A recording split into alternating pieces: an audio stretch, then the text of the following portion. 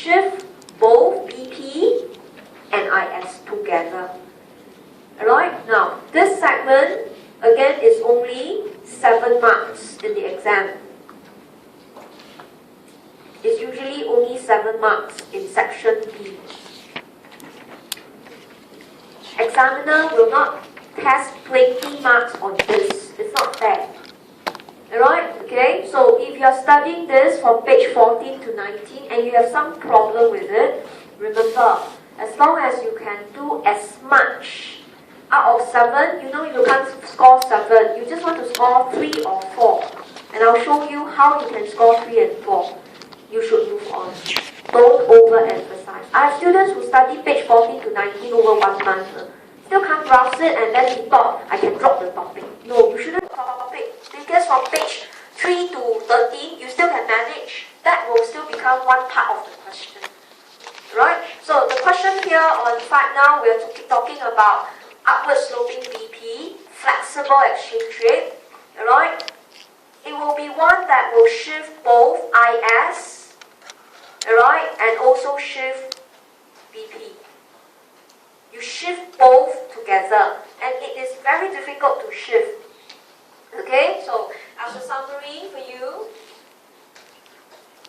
okay, this is what happens, right? If your currency were to strengthen in nominal and real terms, NX would be positive, IS will shift right. But now look at the exchange rate. E goes up, it's like NXE goes up. Vertical intercept of BP goes up with a plus sign. The BP will also shift up. Or we can say shift right. So in other words, during the exam, most of you can analyze the first part. Currency is strong. Okay? Did I write already? Yes. I want to say it now. Let's clarify my blindfold. Okay? So if the currency is weak, should I say, it will boost your NX. Alright? IS should shift right. Okay? Vertical intercept should go down. BP shift down and right. Correct. Double check, huh? Currency weaken, boost NX, IS shift right. Vertical intercept, E drops, which is this E.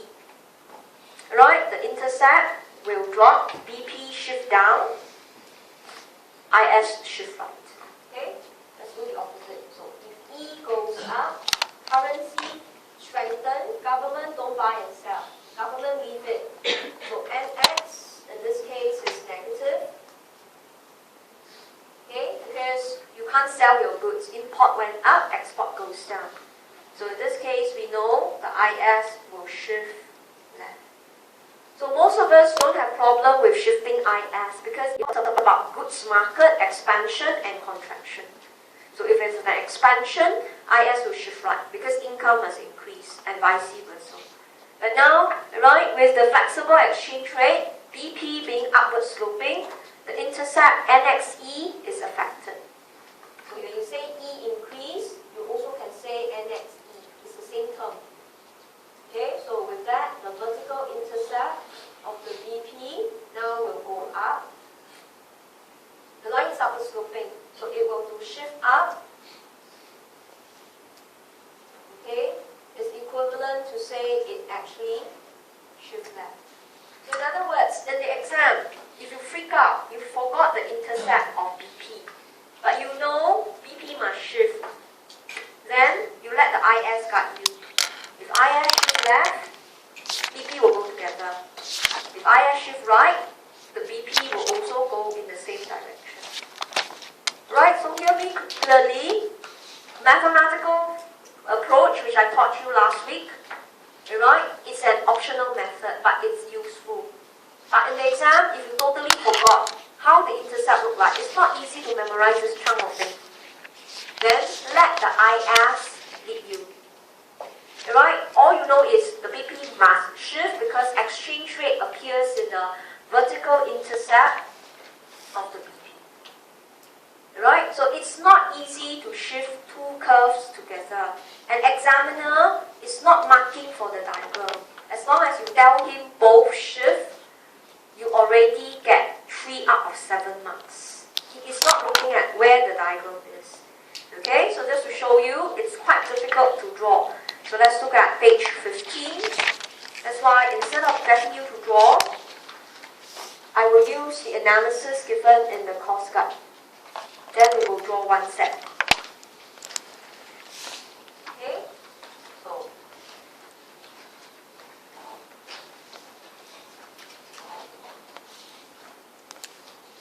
focus on analysis for this set.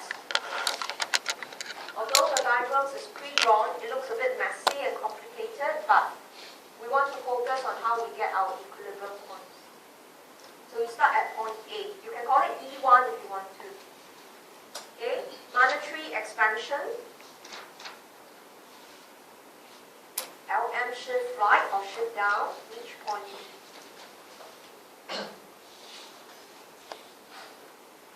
Okay, so I will sketch here. At point B, you can see interest rates drop, capital outflow. Okay, a net capital outflow, income increase, import goes up, NX negative. Okay, and that tells us the BP is a deficit. Okay, now, although both account is negative to give us BP deficits, right? But we have to be a bit clear. The BP is flat. It means F1 is actually, F is more than M1. So in other words, the negative account here is larger. This is actually smaller. If you want to, you can still put in your +5, your -5, -1.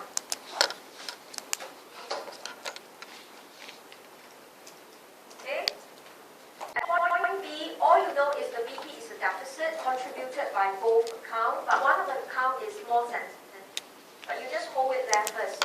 Okay, so the BP was a deficit, nominal and real exchange rates drop, which you know you got to split into two already. Okay, this will strengthen your NX. IS must shift to the right. And see what I do. Okay, I go to the diagram. Okay, I will mark out this entire stretch. Right, I'm at point B. I know IS must shift right. And there is no guiding point where is interest rate because both accounts were negative.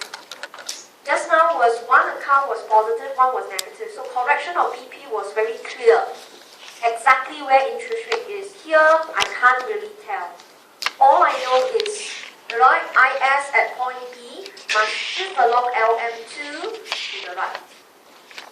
Right, and I saw in this case, interest rates will go up. Okay, bringing me capital inflow.